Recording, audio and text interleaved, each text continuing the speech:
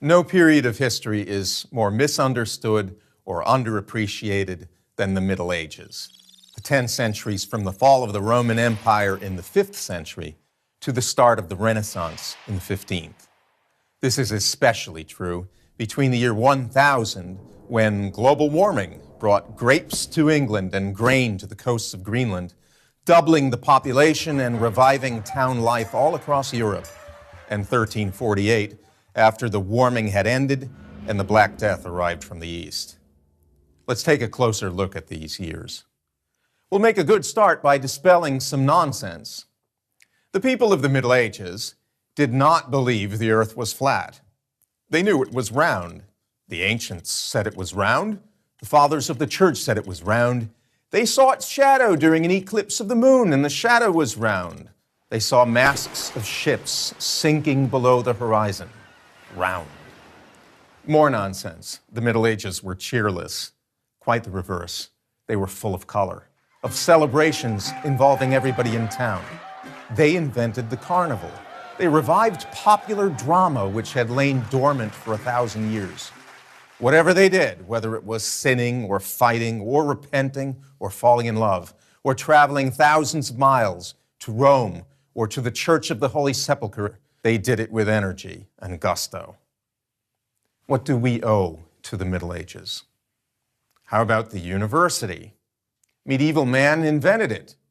For the first time in the history of the world, you could go to Paris or Bologna or Padua or Oxford or Prague or Cologne and study under masters of law, medicine, philosophy, and theology, and your degree, designating you as a master or a doctor, would hold good anywhere in Europe. It was an international community of scholars. A young Thomas Aquinas, born in southern Italy at the beginning of the 13th century, would travel to Cologne to study philosophy under the philosopher-biologist Albert the Great, then to Paris, where he taught theology and philosophy, then to Rome and back to France. And this sort of thing was the rule among scholars, not the exception. How about modern science? Thomas's teacher, Albert, was a biologist. Why should that surprise us? Medieval man believed that God made the world as an ordered whole. They learned it both from scripture and from pagan thinkers, such as Aristotle. Science did not burst on the scene with Galileo. Copernicus died in the 16th century, but he was a priest astronomer at a Polish university founded in the Middle Ages. He wasn't even the first man to suggest that the earth orbited the sun. Others had ventured the suggestion. Most prominent was the late medieval Nicholas of Cusa, a philosopher and a cardinal in the church. How about architecture?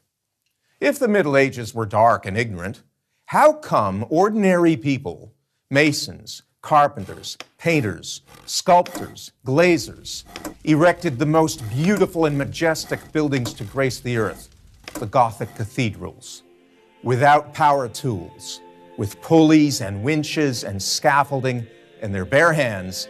They built up lacework in stone and glass, flooding vast interior spaces with color and light. We have nothing to match their complexity and beauty.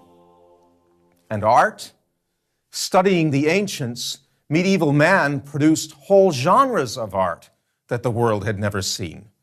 There had never been anything like Dante's Divine Comedy, or Chaucer's Canterbury Tales, or the Arthurian legends of Chrétien de Troyes, or the paintings of Giotto, or the astonishingly beautiful and precise work of the illuminators of manuscripts.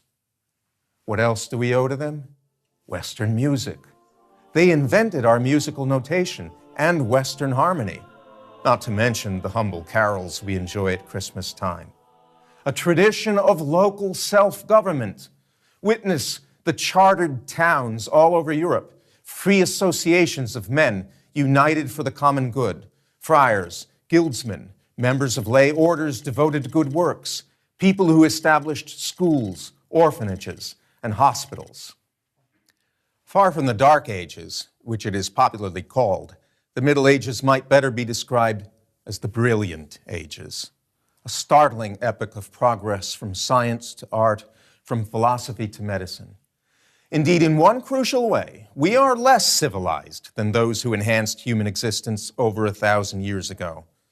We dismiss the achievements of our ancestors and fall short of them. They honored their ancestors and surpassed them.